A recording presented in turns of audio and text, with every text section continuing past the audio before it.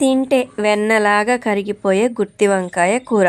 అసలు నిజంగా చాలా బాగా వచ్చింది టేస్ట్ అయితే. పెళ్ళిళ్ళలో ఫంక్షన్స్లో తింటాం కదా, నాకైతే అదే టేస్ట్లో అలా చేయాలనిపించింది, అందుకని చెప్పి ట్రై చేశాను. కానీ కూర చాలా బాగా వచ్చిందండి. ఫస్ట్ ఫెయిల్ అవుతుందేమో అనుకున్నాను, కానీ నేను ఇదే ఫస్ట్ టైం ఇలా చేయటం. చాలా బాగుంది. ఫెయిల్ అయితే వీడియో అప్లోడ్ చేయొద్దు, సక్సెస్ అయితే వీడియో అప్లోడ్ చేద్దామని చెప్పేసి నేను వీడియో అయితే తీసాను అనమాట.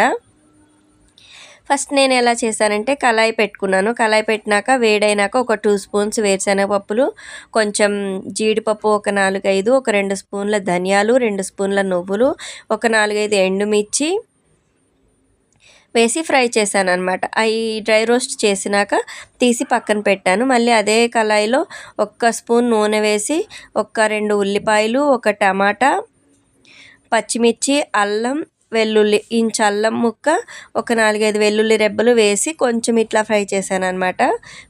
ఫ్రై చేసినాక ఈ రెండింటిని కలిపి నేను పేస్ట్ చేశానండి.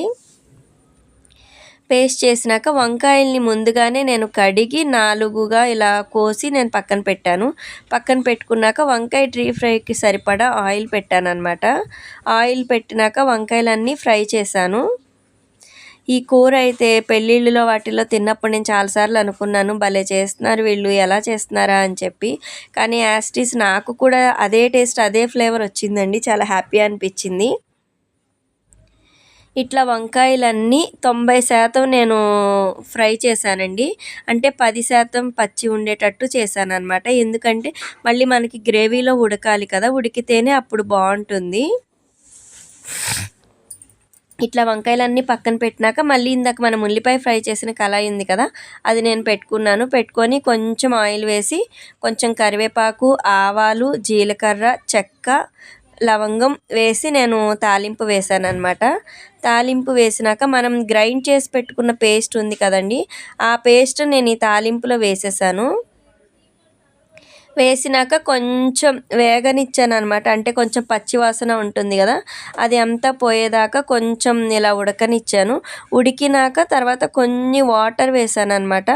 వాటర్ వేసి ఆ వాటర్ కూడా కొంచెం ఉడుకు పట్టినాక గ్రేవీ తిక్కుగా అయినాక నేను వంకాయలు వేసాను అనమాట. వెంటనే వంకాయలు వేసేస్తే ఏమవుతుందంటే, ఆల్రెడీ వంకాయ మనం ఫ్రై చేసాం కదా, వంకాయ విడిలిపోతుందనమాట. అలా కాకుండా కొంచెం గ్రేవీ ఇట్లా థిక్నెస్ వచ్చినాక, ఇట్లా ఒక ఉడికినాక నేను వంకాయలు వేసాను అనమాట. వంకాయ వేసినాక కూడా కొంచెం మూత పెట్టి ఉడకనివ్వాలి. వంకాయ వేసినాక మనం బాగా కలిపేయకూడదు అనమాట, కొంచెం చూసుకొని కలపాలి. అలా కలిపితే వంకాయలు చితికిపోకుండా ఉంటాయి అన్నమాట. ఈ స్టేజ్లో కొంచెం ఉప్పు, కారం అయితే నేను చూశానండి. మా అక్క ఉంది పక్కన, మా అక్కకి నేను చూపించాను. ఆ రోజు అక్క వాళ్ళు కూడా వచ్చారు. చూపిస్తే సరిపోయింది నాగా అని చెప్పింది. ఉప్పు, కారం, కొంచెం కొత్తిమీర, ధనియాల పొడి వేశాను. లాస్ట్కి మన టేస్టీ వంకాయ కూర